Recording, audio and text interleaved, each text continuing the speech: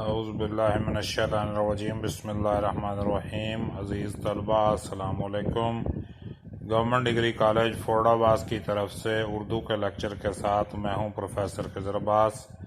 آج ہم نے سبق نمبر 8 ہوائی کا خلاصہ پڑھنا ہے۔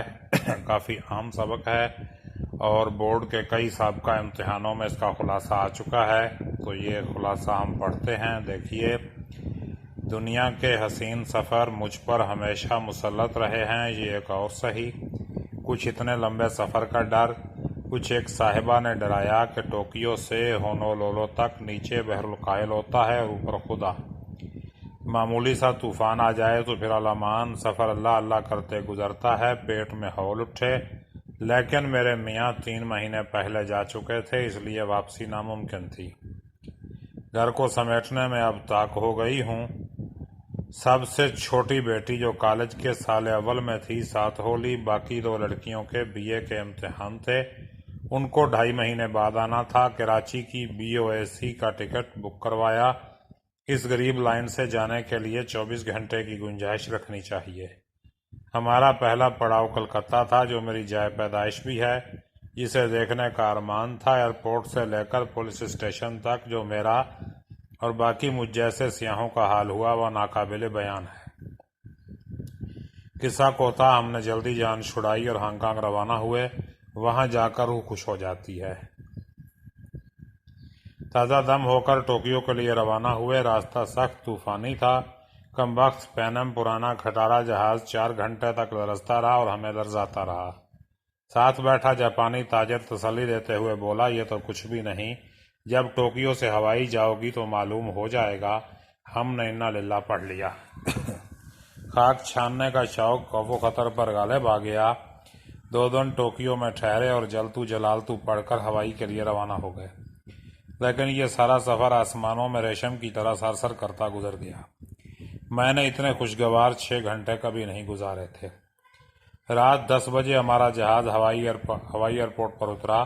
میاں کو تار دے دیا تھا، لیکن بہت دیر تک انتظار کیا، میاں نہ پہنچے۔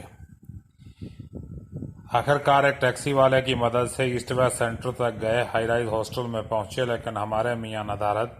اچانک ایک کار لڑکیوں سے لدی پھندی سامنے آ کر رکی۔ انجان شکلوں نے ہار ڈالنے شروع کیے۔ پیچھے ایک کار میں میاں نوجوان لڑکوں کے درمیان چھپے ہوئے چلے آ رہے تھے۔ میں نے ان پر برسنا چاہا، لیکن انہوں نے بتایا کہ تار پڑھنے میں غلط فہمی ہو گئی۔ ہم نے جل کر کہا، اصل گڑبڑ تو ہماری شادی کی تاریخ سے شروع ہوئی تھی۔ مجھے گھر دیکھنے کا شوق تھا، لیکن میاں نے منع کر دیا۔ دوسرے روز صبح یہ راز کھلا جب گھر کے ہر کونے میں منو کوڑا اور گرد و غبار دیکھا۔ بہرحال رات کو 2 بجے تک ادھم مچتا رہا، پھر ہمسائے کی گرجدار آواز آئی، خاموش۔ تمام لڑکے لڑکیاں 2 منٹ کے اندر وہاں سے غائب ہو گئے۔ یہ آواز ہوائی کے مشہور پہلوان heavy weight champion hard boiled ہیگرٹی کی تھی۔ اگلے دن ہم ہنوما میں پر پکنک منانے کے لیے گئے۔ یہ جگہ مجھے بہت پسند تھی۔ ہوائی کی یونیورسٹی دنیا بھر میں علوم سمندر کی وجہ سے شہرت رکھتی ہے۔ ہم سپر مارکیٹ میں گئے۔